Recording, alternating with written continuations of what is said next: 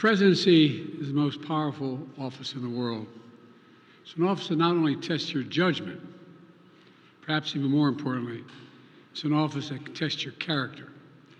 Because you not only face moments when you need the courage to exercise the full power of the presidency, you also face moments where you need the wisdom to respect the limits of the power of the office of the presidency. This nation was founded on the principle that there are no kings in America. Each of us is equal before the law.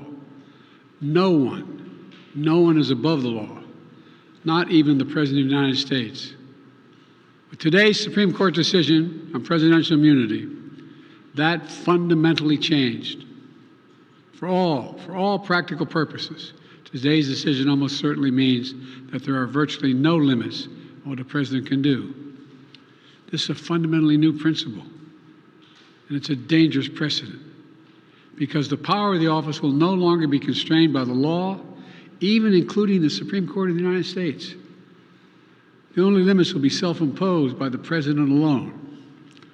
This decision today has continued the court's attack in recent years on a wide range of long-established legal principles in our nation, from gutting voting rights and civil rights, to taking away a woman's right to choose, to today's decision that undermines the rule of law of this nation. Nearly 4 years ago, my predecessor sent a violent mob to the U.S. Capitol to stop the peaceful transfer of power. We all saw it with our own eyes. We sat there and watched it happen that day. Attack on the police, the ransacking at the Capitol, a mob literally hunting down the House Speaker, Nancy Pelosi, gallows erected to hang the Vice President, Mike Pence. I think it's fair to say it's one of the darkest days in the history of America. Now the man who sent that mob to the U.S. Capitol is facing potential criminal conviction for what happened that day. And the American people deserve to have an answer in the courts before the upcoming election.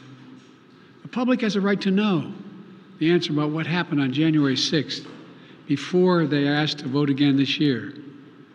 Now, because of today's decision, that is highly, highly unlikely. It's a terrible disservice to the people of this nation. So now the American people will have to do what the courts should have been willing to do, but will not. The American people have to render a judgment about Donald Trump's behavior.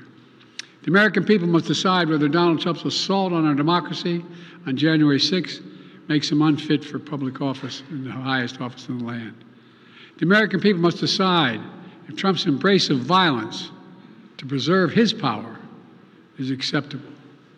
Perhaps most importantly, the American people must decide if they want to entrust the president once again, the presidency, to Donald Trump, now knowing he'll be even more emboldened to do whatever he pleases whenever he wants to do it. You know, at the outset of our nation, it was the character of George Washington, our first president, that defined the presidency.